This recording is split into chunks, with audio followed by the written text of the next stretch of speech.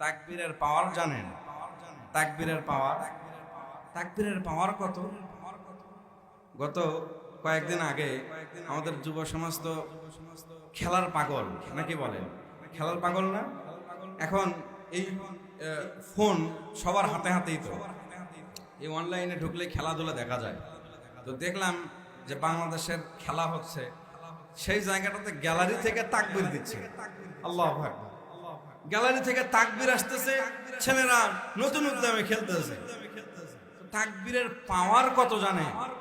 এই তাকবীরের পাওয়ার এমন যে তাকবীরের পাওয়ারে কবি আল্লামা ইকবাল বলেন, দস্ত দস্ত হ্যাম দুনিয়া ভি ন ছোড়ে हमने, दस्त दस्त है दुनिया भी न छोड़े हमने, बाहर जुल्मत पे घोरे दौड़ा दिया हमने।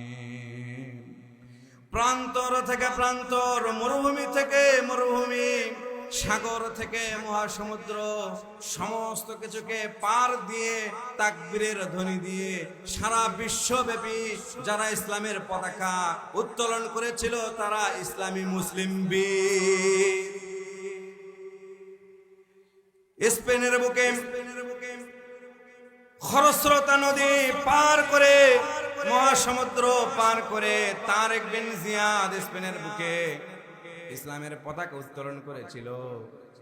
সাহাবায়ে কেরামরা দিক বিদিক সারা পৃথিবী ব্যাপী ইসলামের পতাকা উত্তোলন করেছিল এই তাকবীরকে সাথে নিয়ে। আজও দেখেন পৃথিবীর যে প্রান্তেই জুলুম নির্যাতন হচ্ছে, পৃথিবীর যে প্রান্তেই জুলুম নির্যাতন হয়েছে, সেই প্রান্তেই দেখবেন যখন বিজয় অর্জন হয় তখন তারা তাকবীর ধ্বনিতে ফেটে পড়ে, ঠিক কিনা?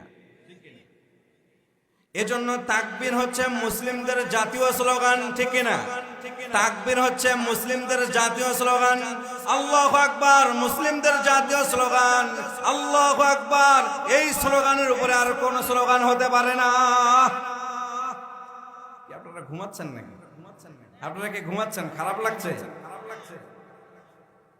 সুতরাং মুসলিমরা সব সময় বিজয় অর্জন করবে। মুসলিমরা সিংহের মতো বেঁচে থাকবে, যদি সেটা 1 মিনিটও হয়, ঠিক কিনা? যদি 1 মিনিটও হয় মুসলিমরা সিংহের মতো বেঁচে থাকবে। কোনো ভয় আছে? এখনো ভয় আছে নাকি?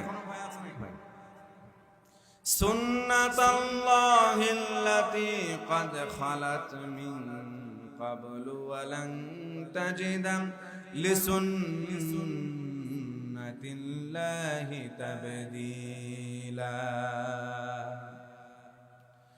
সারা পৃথিবী ব্যাপী সব সময় মুসলিমদেরকে আল্লাহ রাব্বুল আলামিন বিজয় দান করবেন।